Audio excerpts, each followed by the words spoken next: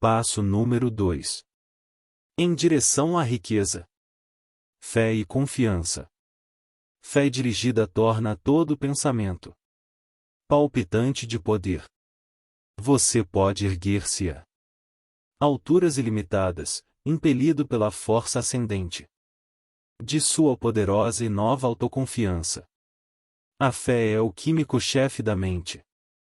Quando a fé se une ao pensamento, o subconsciente apanha imediatamente a vibração, traduzindo no seu equivalente espiritual e transmitindo-a à inteligência infinita, como no caso da oração.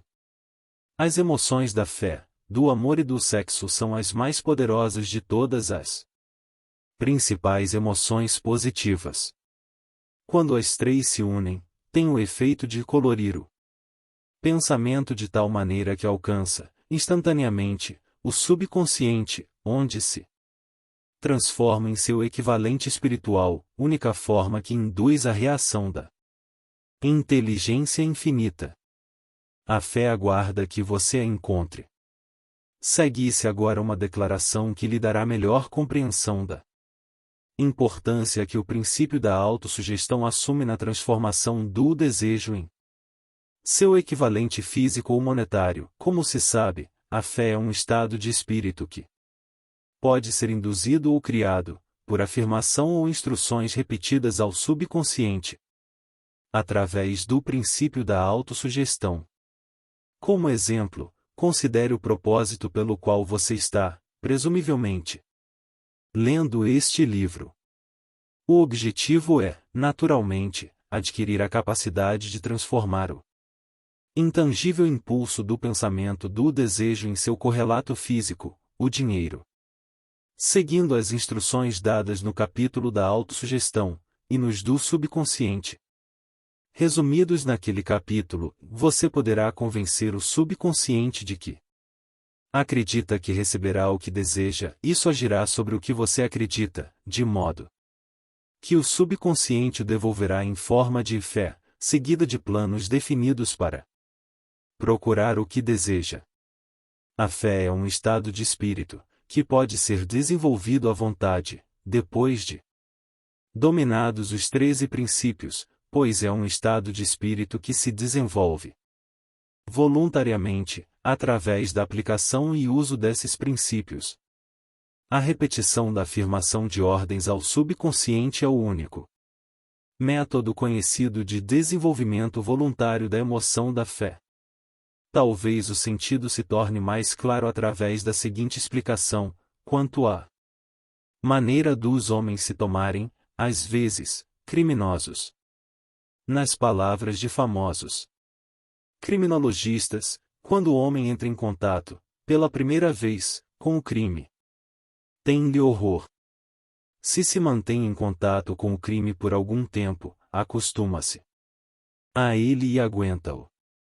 Se ficar muito tempo em contato com o crime, acaba abraçando-o e se toma influenciado por ele. Isso equivale a dizer que qualquer impulso do pensamento, que se transmite repetidamente ao subconsciente, é afinal, aceito e operado pelo subconsciente, que começa a traduzir o impulso para seu equivalente físico, pelo processo mais prático que pode obter. Ligado a isso, considere novamente a declaração em todos os pensamentos emocionalizados, tais quais se deu sentimento e misturados à fé, começam imediatamente a traduzir-se em seu equivalente físico ou cópia. As emoções, ou a parte de sentimento dos pensamentos, são os fatores que dão a esses vitalidade, vida e ação. As emoções de fé, amor e sexo, quando misturadas a qualquer impulso de pensamento, dão-lhe ação maior que qualquer dessas emoções, por si só. Não apenas impulso de pensamento misturados à fé, mas os misturados com qualquer emoção positiva, ou qualquer emoção negativa, podem alcançar e influenciar o subconsciente. Não existe o azar. Compreender-se-á, dessa declaração, que a subconsciente traduzirá para o Equivalente físico: os impulsos de pensamento de natureza negativa ou destrutiva. Com a mesma prontidão com que agirá sobre os impulsos de natureza positiva ou construtiva. Isso explica o estranho fenômeno que milhões de pessoas experimentam, e ao qual se referem como má sorte ou azar. Há milhões de pessoas que se creem condenadas à pobreza ou ao fracasso, por alguma força estranha, sobre a qual acreditam não ter controle. São os criadores de sua própria má sorte, por causa dessa crença negativa, que, apanhada pelo subconsciente, é traduzida para seu equivalente físico. Eis um lugar apropriado para sugerir, novamente, que você pode beneficiar-se, transmitindo ao subconsciente qualquer desejo que quiser ver traduzido em seu equivalente físico ou monetário, num estado de expectativa ou de crença de que a transmutação terá lugar. Sua crença ou fé é o elemento que determina a ação do subconsciente. Nada pode impedi-lo de enganar o subconsciente, ao dar-lhe instruções, através da autossugestão, como eu enganei o subconsciente de meu filho. Para tornar o engano mais real, haja como se já estivesse de posse da coisa material que está exigindo, ao dirigir-se ao subconsciente. O subconsciente transformará em seu equivalente físico, pelos meios mais diretos e práticos existentes, qualquer ordem dada com fé, ou crença em que essa ordem será executada.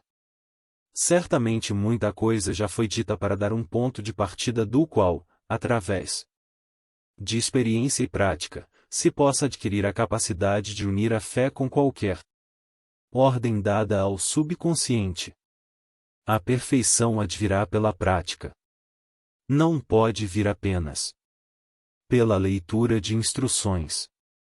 É essencial que você estimule as emoções positivas como forças dominantes da mente, desanimando e eliminando as emoções negativas.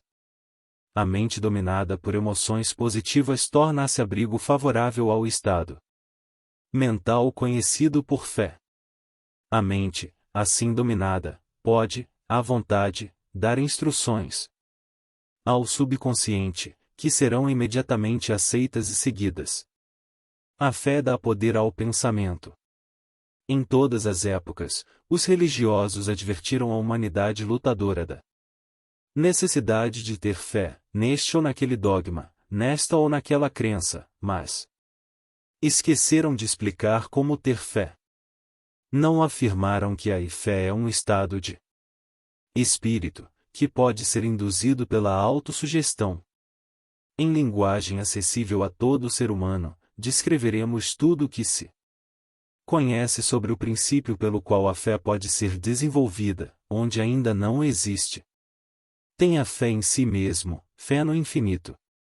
Fé é o elixir eterno que dá vida, poder e ação ao impulso do pensamento. Fé é o ponto de partida de todo o acúmulo de riquezas. Fé é a base de todos os milagres e todos os mistérios que não podem ser analisados pelas regras da ciência. Fé é o único antídoto do fracasso.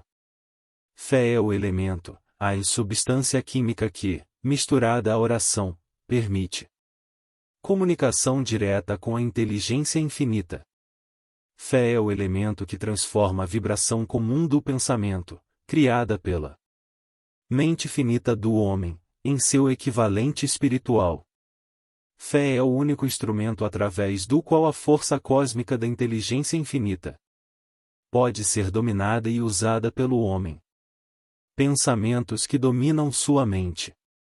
A prova é simples e fácil de demonstrar. Está envolta no princípio da autossugestão. Concentremos, pois, a atenção sobre o assunto da autossugestão, descobrindo o que é e o que é capaz de conseguir. É fato sobejamente conhecido que se chega a acreditar o que quer que a gente repita a si mesmo, seja a afirmação verdadeira ou falsa. Se o homem repetir sempre a mentira, acabam por aceitá-la como verdade. Além disso, acreditará tratar-se da verdade. Todo homem é o que é pelos pensamentos dominantes que permite a sua mente abrigar. Pensamentos que coloca, deliberadamente, na mente, que estimula com simpatia, e, com os quais mistura uma ou mais emoções, constituem as forças motivadoras, que dirigem e controlam cada movimento, cada ato e cada feito seu.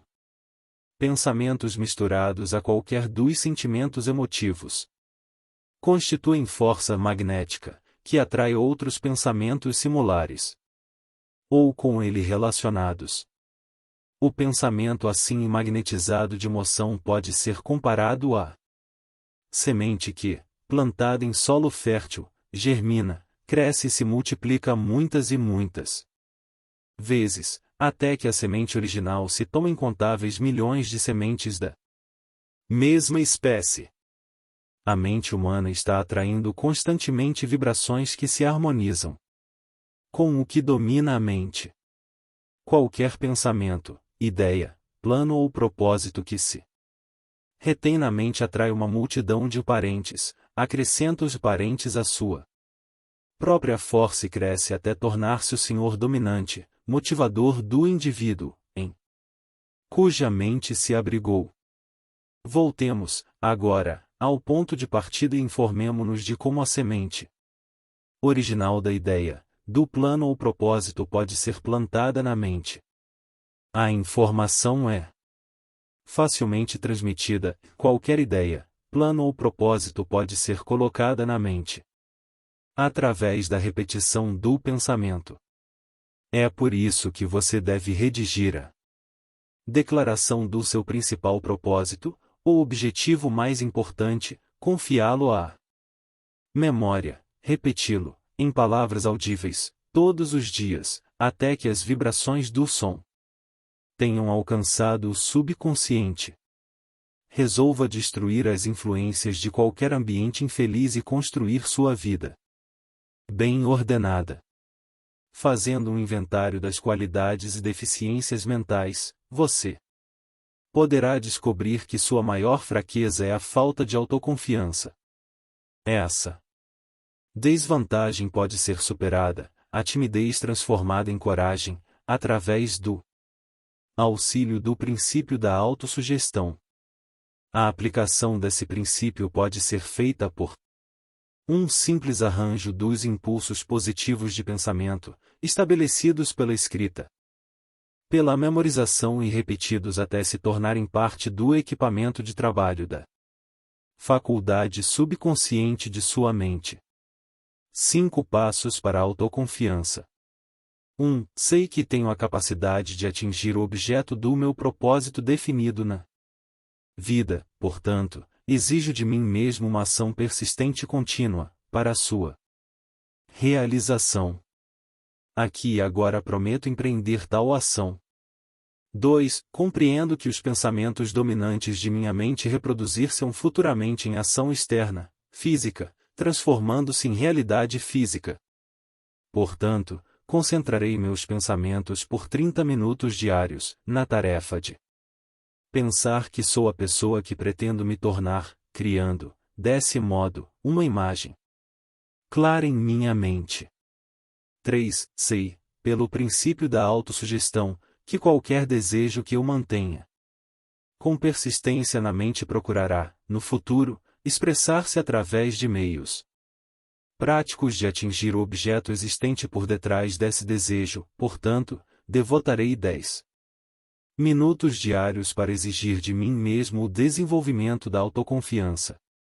4. Já anotei uma descrição clara do meu principal objetivo definido na vida e jamais pararei de tentar, até desenvolver autoconfiança suficiente para alcançá-lo. 5. Compreendo perfeitamente que nenhuma riqueza ou posição pode durar muito sem ter sido construída sobre verdade e justiça, portanto, não me envolverei em transação alguma que não beneficie a todos a quem afetar. Terei êxito atraindo para minhas forças que desejo usar e a cooperação de outros. Induzirei outros a servir-me. pela minha boa vontade em servi-los. Eliminarei o ódio, a inveja, o egoísmo e o cinismo, cultivando amor pela humanidade, pois sei que uma atitude negativa para com os outros nunca me trará sucesso. Farei com que os outros acreditem em mim, porque eu acredito neles e em mim mesmo. Assinarei essa fórmula, recomendá-la-ei à memória, repetindo-a uma vez por dia, em voz alta, com fé integral de que influenciará, gradualmente, meus pensamentos e ações, de modo a tornar-me uma pessoa autoconfiante e bem-sucedida. Por detrás dessa fórmula existe uma lei natural que até hoje ninguém conseguiu explicar. O nome dessa lei tem pouca importância. O que importa a respeito dela é que funciona, para a glória e sucesso da humanidade, se for usada de maneira construtiva. Se, porém, usada de maneira destrutiva, destruirá com a mesma facilidade. Nessa afirmação está uma verdade muito significativa, ou seja, aqueles que fracassam e terminam a vida na pobreza, infelicidade e desespero, fazem-no por causa da aplicação negativa do princípio da autossugestão. Pode-se encontrar a causa no fato de que todos os impulsos do pensamento têm tendência a refugiar-se em seu equivalente físico. Você pode chegar ao desastre pelo pensamento.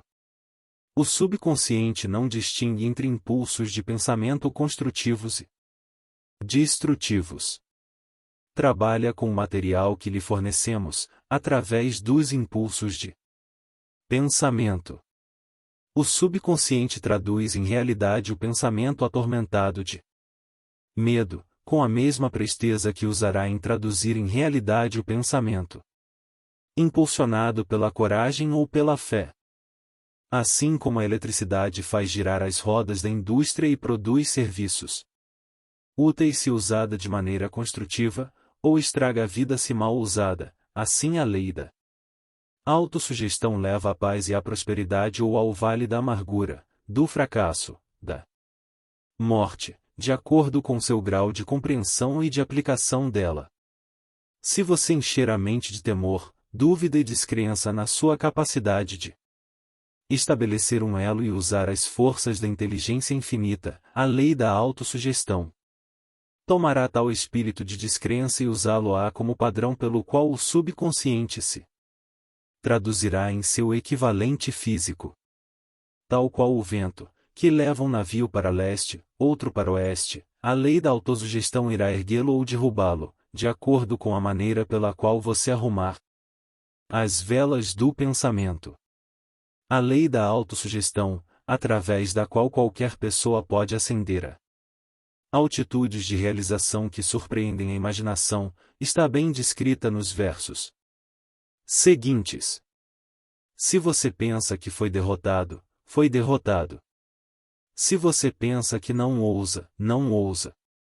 Se você gosta de ganhar, mas pensa que não pode, é quase certo não poder. Se você pensa que perderá, está perdido. Pois fora do mundo percebemos que o sucesso começa com a vontade de alguém. Tudo está no estado da mente. Se você pensa que foi sobrepujado, foi sobrepujado. É preciso que pense em altos termos para se elevar. É preciso que esteja seguro de si antes de poder ganhar um prêmio.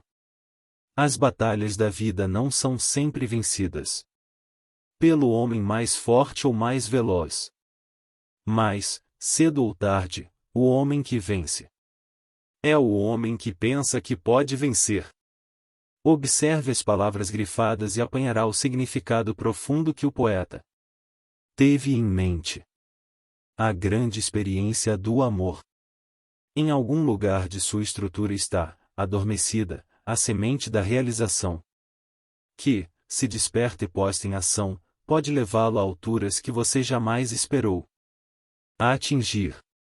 Assim como o mestre da música pode fazer com que as mais lindas melodias jorrem das cordas de um violino, assim você pode despertar o gênio adormecido em seu cérebro e fazer com que ele o conduza para o alto, para qualquer objetivo que possa desejar alcançar. Abraham Lincoln fracassou em tudo que tentava, até passar da idade de 40 anos. Era um senhor João ninguém, de não importa o que, até que uma grande experiência lhe chegou à vida, despertou o gênio adormecido em seu coração e cérebro e deu ao mundo um de seus homens realmente grandes. Essa experiência se misturou às emoções da tristeza e do amor. Veio-lhe através de Rutledge, a única mulher que amou de verdade.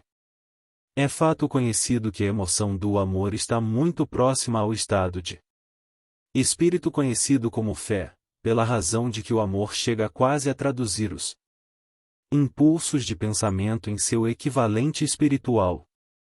Durante seu trabalho de pesquisa, o autor descobriu, da análise do trabalho e das realizações de centenas de homens de destacado valor, que houve influência do amor de uma mulher, por trás de quase todos eles.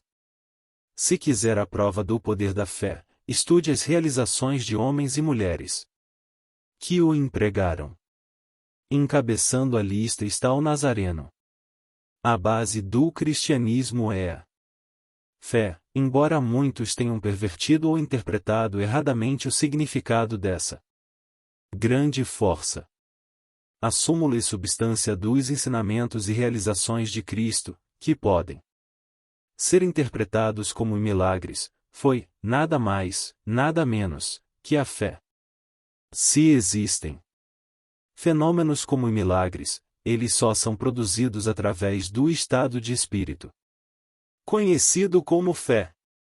Consideremos o poder da fé, como demonstrou um homem muito conhecido da época, o Mahatma Gandhi, da Índia. Nesse homem teve a humanidade um dos mais assombrosos exemplos das possibilidades da fé. Gandhi controlava mais poder potencial que qualquer pessoa viva, em sua época, apesar do fato de não ter nenhum dos instrumentos ortodoxos de poder, como dinheiro, navios de guerra, soldados e armamentos.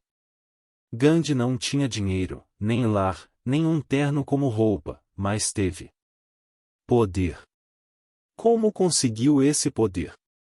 Criou da compreensão que tinha do princípio da fé por sua capacidade de transplantar essa fé nas mentes de 200 milhões de pessoas.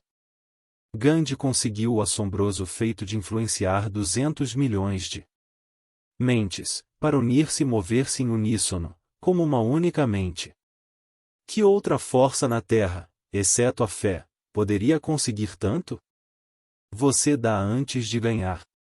Por causa da necessidade de fé e cooperação ao operar negócios e indústria. Será tanto interessante como útil analisar um acontecimento, que fornece uma compreensão excelente do método pelo qual industriais e homens de negócios acumulam grandes fortunas, dando antes de tentar ganhar.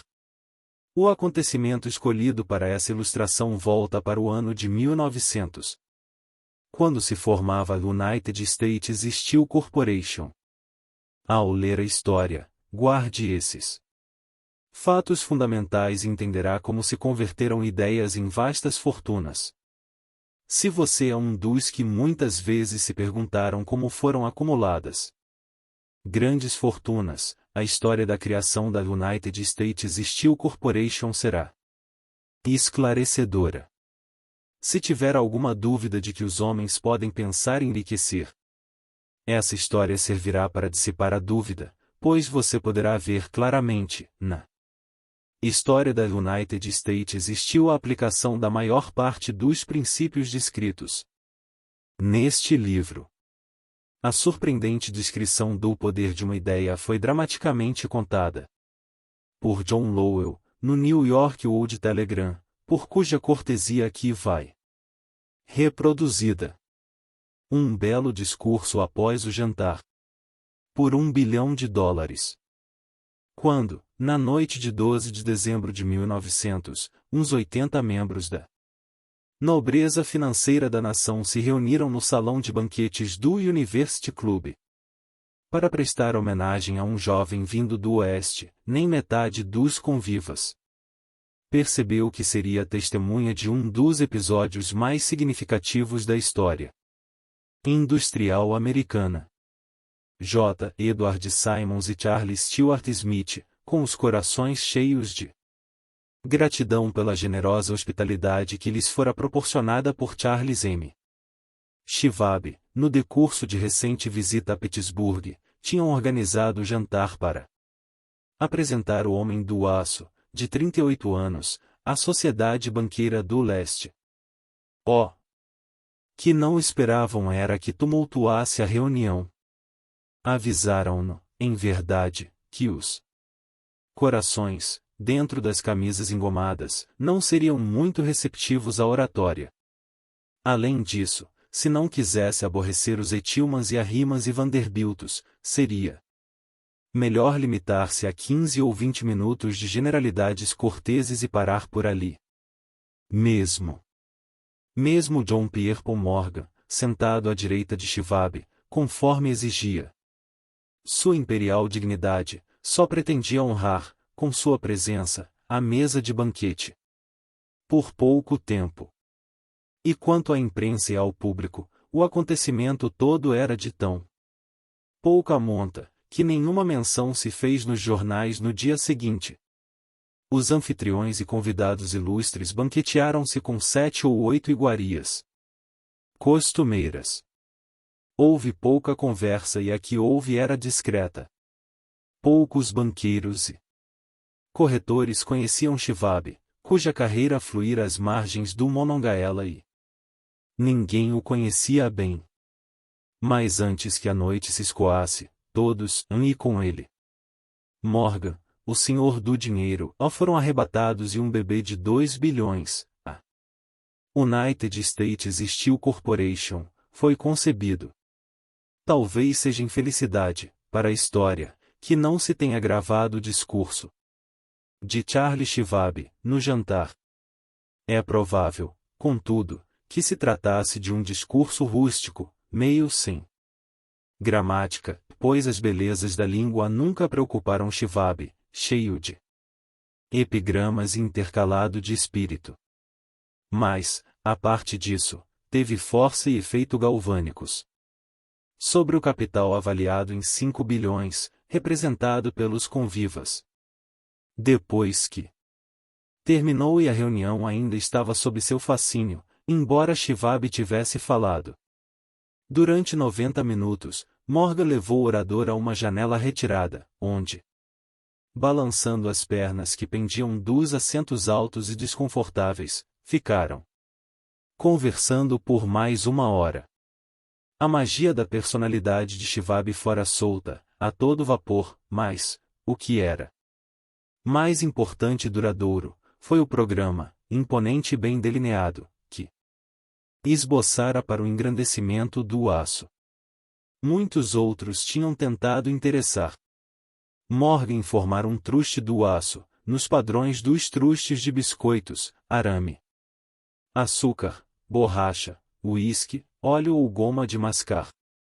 John W. Gates, o jogador, recomendara-o, mas Morgan não confiava nele. Moore, Bill e Jim, corretores de Chicago, que juntaram um truste de fósforos a uma corporação de bolachas, recomendaram-no e fracassaram. Albert H. Guillory, o advogado rural bonachão quis fomentá-lo, mas não era bastante grande para impressionar. Enquanto a eloquência de Schwab não elevou J. P. Morgan aos píncaros donde pode visualizar os resultados sólidos da empresa financeira mais corajosa jamais concebida, o projeto foi encarado como o sonho delirante de doidos por dinheiro fácil. O magnetismo financeiro que começou, há uma geração, a atrair milhares de companhias pequenas, às vezes, mal dirigidas, para combinações grandes e capazes de esmagar concorrências, tomou-se operacional no mundo do aço, através das maquinações desse jovem pirata dos negócios, John W. Gates. Gates já tinha formado a American Steel and Wire Company de uma cadeia de pequenas empresas. E, juntamente com Morgan, tinha criado a Federal Steel Company. Entretanto, ao lado do gigantesco truste vertical de Andrew Carnegie, pertencente e operado por 53 sócios, as outras combinações eram ninharia. Podiam associar-se à vontade, mas o grupo todo não chegava aos pés da organização. Carnegie e Morgan sabia disso. O excêntrico velho escocês também o sabia. Das magníficas alturas do castelo de Skibo, observava, a princípio achando divertido, depois com ressentimento, as tentativas das companhias menores de Morgan atrapalharem seus negócios. Quando as tentativas se tornaram ousadas demais, o gênio de Carnegie manifestou-se pela raiva e vingança. Resolveu duplicar todas as fábricas que seus rivais possuíam até então, não estivera interessado em arames, canos, argolas ou folhas. Ao contrário, contentava-se em vender a essas companhias o aço bruto de que precisavam e em deixar que o moldassem da forma que quisessem. Agora, tendo Schwab como seu tenente principal e capaz, planejava encostar os inimigos à parede. Foi assim que, no discurso de Charles M. Schwab, Morgan viu a resposta ao problema da sociedade. Um truste seria um pudim de ameixas, como disse um escritor, sem as ameixas. O discurso de Schwab, na noite de 12 de dezembro de 1900, trazia em si a sugestão, embora não a promessa, de que a imensa empresa Carnegie seria trazida para debaixo da tenda de Morgan. Falou no futuro do mundo para o aço, da reorganização para eficiência, da especialização, da união de fábricas fracassadas e concentração do esforço nas propriedades florescentes, das economias no tráfico de minério, economias nos departamentos superiores e administrativos, da conquista de mercados estrangeiros. Mais ainda, disse aos piratas entre eles, onde se achavam os erros de sua habitual pirataria. O propósito deles, sugeriu ele, fora criar monopólios, elevar preços e dos privilégios extrair gordos dividendos. Schwab condenou o sistema com sua maneira mais veemente. A falta de visão de tal política, disse ele aos ouvintes, estava no fato de que restringia o mercado numa época em que tudo gritava por expansão. Baixando o custo do aço, argumentava ele, criar-se-ia um mercado em constante expansão, encontrar-se-iam mais utilidades para o aço e boa parte do comércio mundial poderia ser conquistada. Na realidade, embora não o soubesse, Schwab era o apóstolo da moderna produção em massa. Assim terminou o jantar no University Club. Morgan foi para casa, para pensar sobre as róseas predições de Schwab. Esse voltou a Pittsburgh, para dirigir o comércio do aço de V. Andrew Carnegie, enquanto Geary e os outros voltavam para seus teletipos, para divertir-se, antecipando o passo seguinte. Não tardou muito. Morgan levou mais ou menos uma semana para digerir a iguaria de razões que Schwab colocará diante dele. Ao assegurar-se de que não causaria nenhuma indigestão financeira, mandou buscar Schwab e achou um tanto reservado. Carnegie, disse Schwab, não iria gostar de saber que seu presidente da companhia, de confiança, flertara com o imperador da Wall Street. A rua sobre a qual Carnegie resolvera nunca se aventurar. John W. Gates sugeriu então, como intermediário, que se acontecesse de Shivab estar no Hotel Bellevue, em Filadélfia, poderia acontecer de também lá estar J. P. Morgan. Quando Shivab chegou, entretanto, Morgan estava inconvenientemente doente, em sua casa de Nova York. Diante do convite premente de Morgan, Shivab foi para Nova York, apresentando-se à porta da biblioteca do financista. Certos historiadores de economia professaram a crença de que, do começo ao fim do drama, o palco fora arranjado por Andrew Carnegie, o jantar para Shivab e o rei do dinheiro teriam sido planejados pelo astuto escocês. A verdade é, porém, o oposto. Quando Shivab foi chamado para consumar o negócio, não sabia sequer se o pequeno patrão, como chamavam Andrew, iria ao menos ouvir a oferta de vender. Especialmente a um grupo de homens aos quais Andrew encarava como pouco dotados de santidade.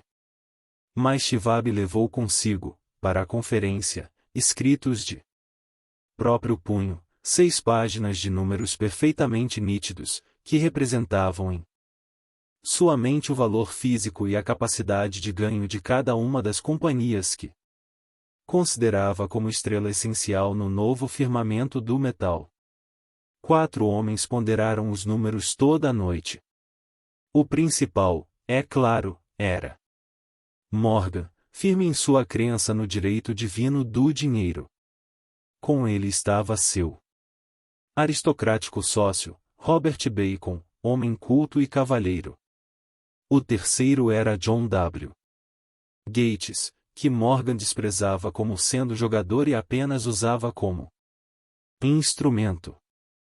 O quarto era Shivab, que conhecia mais sobre os processos de fabricar e vender aço que qualquer grupo de homens vivos, na época. Nessa conferência não se discutiram os seus números. Se dissesse que tal companhia valia tanto, então era este seu valor e não mais.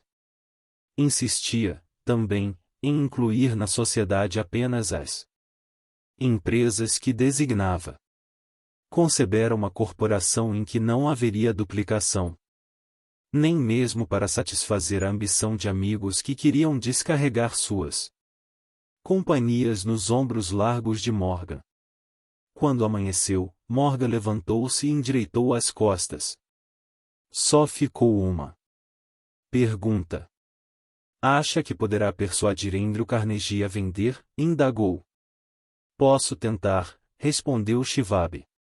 Se conseguir que ele venda, encarregar-me-ei da questão, concluiu Morgan. Até ali tudo bem. Mas será que Carnegie iria vender? Quanto iria pedir? Shivab pensou em 320 milhões de dólares. Como exigiria o pagamento? Em forma de ações comuns ou preferenciais? De bônus? Em dinheiro? Ninguém poderia levantar sequer 1/3 de $1 bilhão em dinheiro. Houve uma partida de golfe em janeiro, nos campos gelados de St. Andrews.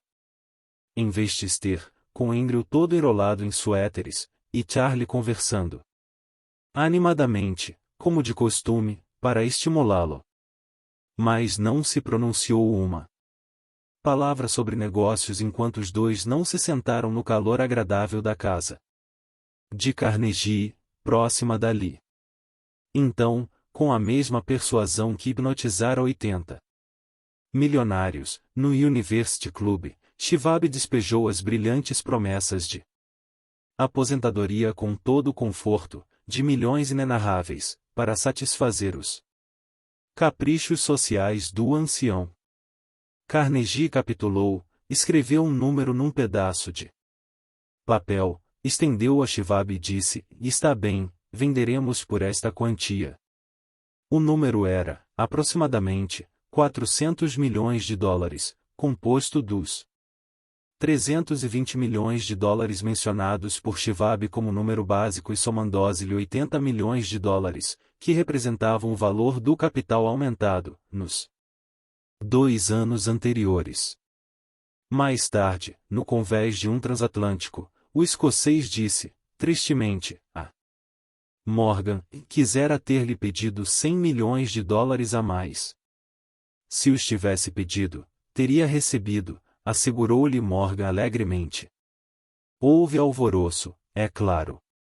Um correspondente britânico telegrafou que o mundo do aço estrangeiro estava chocado pela gigantesca sociedade. O presidente Adlai de Vale declarou que, a não ser que os trustes fossem regulamentados, o país poderia esperar em um imperador em Washington, nos próximos 25 anos. Mas Keynes, o hábil manipulador de ações, começou a trabalhar, empurrando as novas ações para o público, com tal vigor, que todo o excesso calculado por alguns em quase 600 milhões de dólares foi absorvido num relance. Assim Carnegie teve os seus milhões, a corporação de Morgan teve 62 milhões de dólares por seu trabalho. E os rapazes, de Gates a Gowrie, tiveram seus milhões. Schwab, de 38 anos, teve sua recompensa e foi feito presidente da nova companhia, ficando no poder até 1930. As riquezas começam dentro do homem. A história dramática do grande negócio, que você acabou de ler, é um exemplo perfeito do método pelo qual o desejo pode ser transformado em seu equivalente físico. Essa organização gigantesca fora criada na mente de um só homem. O plano pelo qual as fábricas de aço davam estabilidade financeira à organização, fora criado na mente do mesmo homem. Sua fé, seu desejo, sua imaginação e sua persistência foram os verdadeiros ingredientes que entraram na United States Steel. As fábricas de aço e equipamento mecânico adquiridos pela companhia, depois de assegurada sua existência legal, foram incidentais. Mas uma análise cuidadosa revelara o fato de que o valor estimativo das propriedades adquiridas pela companhia aumentou em aproximadamente 600 milhões de dólares, pela simples transação que as uniu sob uma única direção. Em outras palavras, na ideia de Charles M. Schwab, mais a fé com que a transmitiu à mente de J. P. Morgan e a dos outros foi negociada por um lucro de aproximadamente 600 milhões de dólares. Não é uma soma insignificante por uma única ideia. A United States Steel Corporation prosperou e se tornou uma das mais ricas e poderosas companhias da América, empregando milhares de pessoas, desenvolvendo novos usos para o aço, abrindo novos mercados, e provando, assim, que os 600 milhões de dólares em lucros que a ideia de Schwab produziu foram merecidos. A riqueza começa em forma de pensamento. A quantidade só é limitada pela pessoa, em cuja mente o pensamento é posto em movimento. A fé remove as limitações. Lembre-se disso, quando você estiver pronto a negociar com a vida, pelo preço que você exigir, por ter passado por aqui. Pontos a fixar. A fé é indispensável para o sucesso. Ela é induzida e fortalecida pelas instruções dadas ao subconsciente. Eis 5 passos para a autoconfiança, todos eles facilmente ao seu real alcance. Você sabe agora como se atirar ao desastre, pelo pensamento, ou como obter vitória e felicidade como resultado das mesmas circunstâncias. Homens como Lincoln e Gandhi mostram-nos como pensamentos podem ter magnetismo, o que atrai pensamentos correlatos e faz com que milhares de mentes trabalhem como uma só. É essencial dar, antes de ganhar. Homens ricos tiveram de aprendê-lo, antes De um negócio ilegal se transformar em negócio que trabalha com e para o público, sem deixar de ser lucrativo. Tanto a pobreza como a riqueza são produtos da fé.